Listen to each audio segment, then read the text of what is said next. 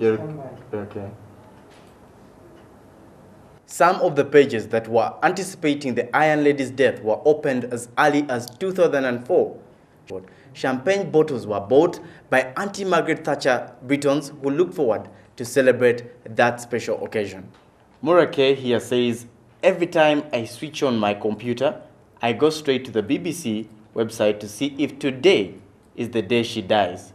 And then I have a bottle of vintage Taittinger champagne that my father and I are going to drink and toast her demise. But on Monday this week, his wish was finally granted when the 87-year-old Baroness died of a stroke in London. Obituaries and the party. It was now time for obituaries and tributes in her honor.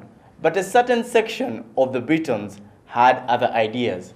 There have been wild parties, protests, and arrests since then. Now, their Facebook page, "We are having a party when Thatcher dies," had a lot of activity, but we'll only look at one of them. Here they're saying, "Mondays aren't all bad. What great news. Margaret Thatcher is finally gone from our vision." This is in response to the news that Margaret Thatcher had died.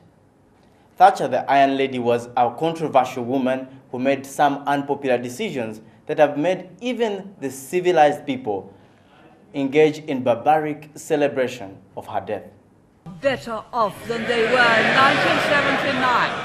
But what the honourable member is saying is that he would rather the poor were poorer, provided the rich were less rich.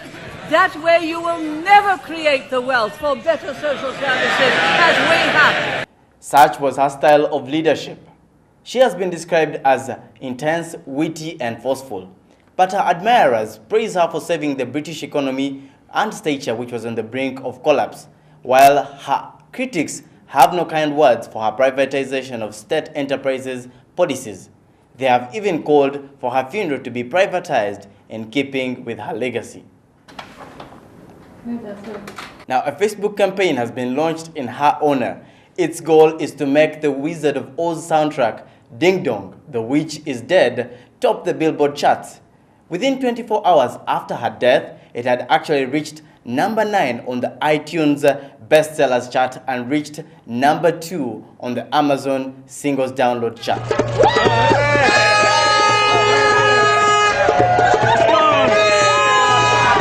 dong! Richard's gone! Ding dong! Richard's dead! Ding dong! The witch is dead! Ding dong! But what has ticked off many is the £10 million that government would spend on her funeral. Paul White here makes his thoughts known and says, "Why should I pay for Thatcher's funeral?" Thatcher, the Iron Lady, made headlines in life. But even in death, she has not gone quietly, as songs dedicated to her have topped the charts, and while clothing lines in her memory are also selling big time. So the question is, what do you make of all this? Let your thoughts through on our Facebook page that is dedicated to getting your feedback on global conversations. It is called YouPoint. Make your point. Just like the page and tell us what you think.